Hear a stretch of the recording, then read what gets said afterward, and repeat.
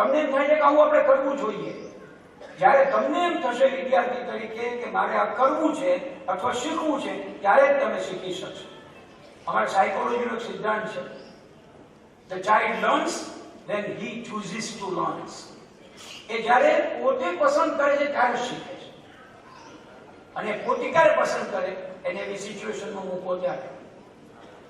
જે ગૌતમ અદાણીની વાત આપણે કરીએ છીએ, એને 8મા ધોરણની અંદર એક દરિયા પાસે ઉભા રહીને જોયું તો એક મોટું શીપ આવતું હતું અને નજીકમાં ત્યાં લાંગરતું હતું.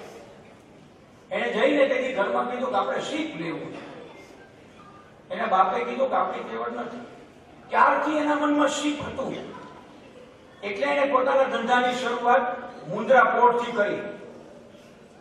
8મા ધોરણમાં આવેલો વિચાર એ માણસને આજે વિશ્વના ટોચના ધનિક તરીકે મૂકી શક્યો છે. એ વિચાર તો 8મા ધોરણમાં કશું જોવાથી આવ્યો, જોયું કે આમ કરવું જોઈએ એવો વિચારથી આવ્યો, અને પછી કરવા માટેનો હોમવર્ક અંદરથી.